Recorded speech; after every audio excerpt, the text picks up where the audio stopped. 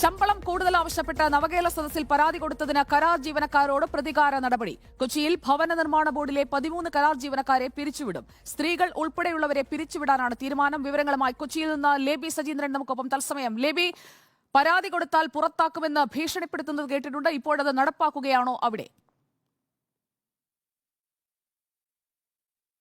സുജയ, 13 കരാർ തൊഴിലാളികളാണ്. Cleaning staff ഉൾപ്പെടെ, സെക്യൂരിറ്റി സ്റ്റാഫ് ഉൾപ്പെടെ 13 കരാർ തൊഴിലാളികളാണ് നവകേരള സദസ്സുമായി ബന്ധപ്പെട്ട സമയത്ത് നവകേരള സദസ്സിൽ എത്തി ശമ്പള വർധനവ് ആവശ്യപ്പെട്ടുകൊണ്ട് ഒരു അപേക്ഷ സമർപ്പിച്ചത്. ശമ്പള വർധനവ് എന്ന് പറയുമ്പോൾ 300 രൂപയാണ് ഒരു ദിവസം ഇവരുടെ വേതനം.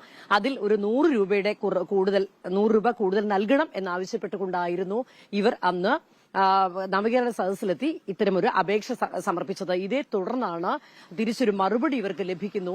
ശമ്പള വർധനവിന്റെ ആവശ്യമില്ല,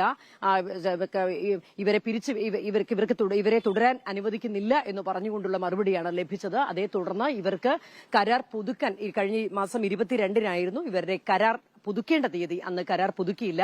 മാത്രമല്ല, പകരം 700ഓളം പേരെ പുതുതായി ഇന്റർവ്യൂവിന് വിളിക്കുന്നു. അതിൽ നിന്ന് കുറച്ചുപേരെ സെലക്ട് ചെയ്യുന്നു. ബാക്കി നടപടിക്രമങ്ങളുമായി ഭവന നിർമ്മാണ ബോർഡ് മുന്നോട്ട് പോവുകയാണ്.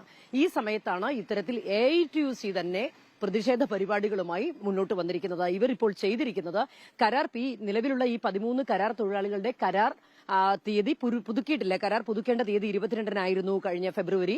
അത് പുതുക്കിയിട്ടില്ല. പക്ഷേ അവർ പിരിഞ്ഞു പോകാതെ അവിടെ യൂണിഫോമിൽ തന്നെ നിന്ന് ജോലി തുടർന്ന് ചെയ്യുകയാണ്. അവർക്ക് വേതനം കൊടുക്കുന്നില്ല ഈ ദിവസങ്ങളിൽ.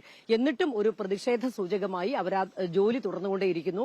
പുതുതായി വരുന്ന ആളുകളെ പ്രവേശിക്കാൻ അനുവദിക്കില്ല എന്ന് പറഞ്ഞുകൊണ്ട് AITUC സമരത്തിനും ഇപ്പോൾ ഒരുങ്ങുകയാണ്. ഏതായാലും ഇത്തരത്തിൽ നവകേരള സദസ്സിൽ നേരിയ ശമ്പള വർധനവ് ആവശ്യപ്പെട്ടുകൊണ്ട് പരാതി നൽകിയതിന്റെ പേരിൽ ഇത്തരത്തിൽ പ്രതികാര നടപടി നേരിട്ടുകൊണ്ടിരിക്കുന്നു എന്നാണ് തൊഴിലാളികളുടെ ആരോപണം. ഇതേ തുടർന്നാണ് ഇന്നലെ പ്രതിഷേധ സൂചകമായി അരമണിക്കൂർ ഒരു സമരം നടത്തിയിരുന്നു. ഇന്നു മുതൽ പ്രത്യക്ഷ സമര പരിപാടികളുമായി മുന്നോട്ട് പോകാനാണ് AITUCയുടെ തീരുമാനം.